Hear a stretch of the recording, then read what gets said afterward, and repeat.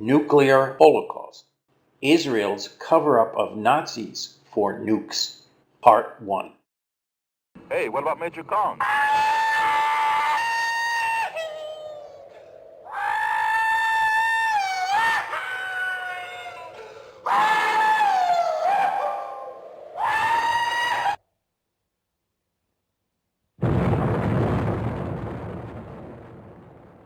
The 1989 BBC documentary Fascist Legacy tells the story of the British-American cover-up of Italian war crimes.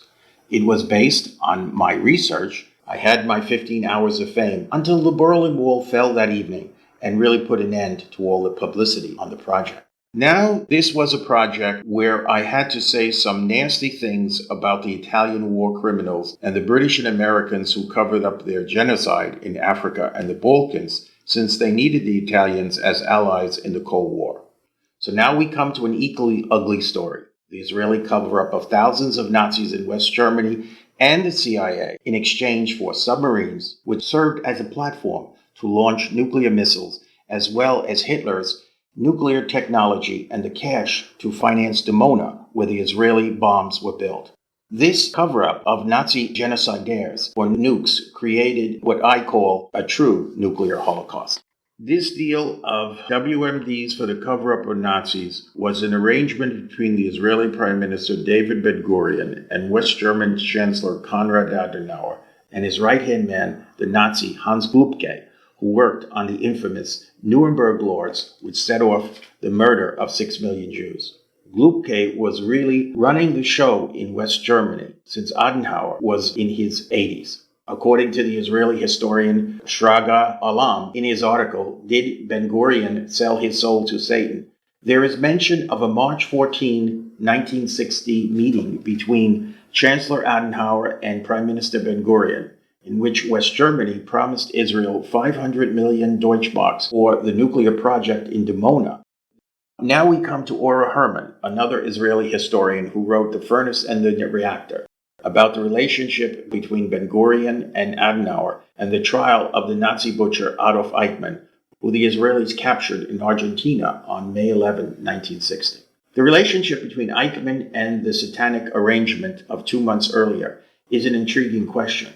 It has been speculated that the Nazi butcher Eichmann was captured because he was trying to stop the Israeli-German shipment of uranium ore from Argentina. I prefer the theory that Eichmann, who deported Jews from Hungary and other countries to be gassed in Auschwitz, was apprehended by Israeli security guys who were making a protest against the Nazi-Zionist alliance. The capture of Eichmann did not derail the deal because Eichmann never worked for West Germany or the CIA. But his capture and trial created a problem for the agreement, which surely some Israelis resented, since they opposed the cover of Nazis who murdered 6 million of their people. The movies about the capture and trial of Eichmann, including the recent Hollywood film with Ben Kingsley. What follows is the true story. In the Eichmann trial, it was agreed that the Nazi butcher would be placed in a sealed glass booth. His microphone could be cut off should Eichmann blurt out the names of any Nazis who worked for the West Germany or the CIA. Eichmann would be blamed for everything, with no blame put on the German people or the West German government. When the prosecutors made the mistake at the trial of mentioning a Nazi who worked for Eichmann, who was a West German ambassador, the West German security guys from the BND, who controlled the trial, waved to the Israeli prosecutor to go to another subject.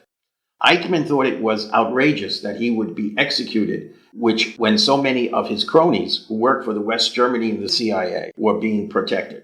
But at the trial, Eichmann followed the Nazi war criminals' golden rule: protect fellow Nazis living in freedom and blame everything on Nazis who were conveniently dead. At the Eichmann trial, they were very quick to exonerate the German people during the Nazi regime. They talked about the non-existent opposition to Hitler.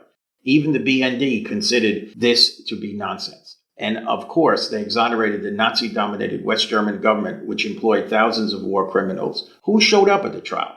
Oskar Schindler, who was lauded first by the Israelis and then by the West German newspapers as a symbol of the new Germany. When Oskar Schindler got back to Germany, he was spit in the face as a Jew lover and traitor. That's the mentality of 1960s West Germany. Also attending the trial was the leading intellectual in Israel, Professor Yahusha Leibowitz, who left in disgust since he was smart enough to figure out what was going on. In an interview, he said about the trial, quote, "I think it was a conspiracy between Ben-Gurion and Adenauer to clear up the name of the German people. In return, they paid us billions." It's not clear if he knew that the billions were to pay for the building of nuclear weapons at Dimona. Prime Minister Ben-Gurion wrote in his diary trying to put the best face on the satanic negotiations. Glubke, the man closest to Adenauer, behaves all right despite the fact that he wrote commentaries on the Nuremberg Law. Glubke was an arrogant Nazi bastard. He insisted that the Israelis not get anything until after the Eichmann trial because he said, after all, we have to wait a while since he didn't want people to get, quote, the wrong impression that there was a connection between the cover-up of Nazis at the Eichmann trial and what West Germany was giving Israel. But of course, there was a connection. Franz Josef Strauss, the West German Minister of Defense, wrote, "I have told the Israelis that it was a matter of course that if the Federal Republic of Germany supports the security of Israel, the Federal Republic will not be held collectively responsible, morally, politically, journalistically, for the crimes of the past generation in connection with the Eichmann trial." It took a while before the Germans delivered the Dolphin submarines, since they insisted that it was the Israelis who must modify the submarines to launch nuclear missiles, which could incinerate the entire Middle East in a nuclear holocaust, which almost happened. My role in trying to expose the Nazi-Zionist deal to cover up Nazis for nukes will be considered in another segment of this series. I explain how the Israeli UN mission, headed by the ambassador Benjamin Netanyahu, who is now the Prime Minister of Israel, threatened my life to stop my exposure of the satanic deal and the Israeli cover-up of thousands of Nazi files in the UN, including a file of the UN Secretary General Kurt Waldheim. Who do you think gets to decide what the truth is? Truth is what those in power wish it to be. Hi guys, if you like this video, there's a lot more on my Forbidden Knowledge Uncovered channel. Please subscribe and press the like button. In my younger days, I made 3 BBC documentaries and published 3 books with top publishers. Since then, I've been working on lots of forbidden knowledge, including how they almost blew up the planet with H-bombs 12 times, the danger of AI, and my youth in South Brooklyn's Mafia land. I try to tell you the most disturbing stories with a light touch, but even one nuclear bomb can spoil your whole day. Revealing forbidden knowledge can make some people angry, so keep pushing the like button until it hurts. That will ensure my books get published, which will pay for my funeral.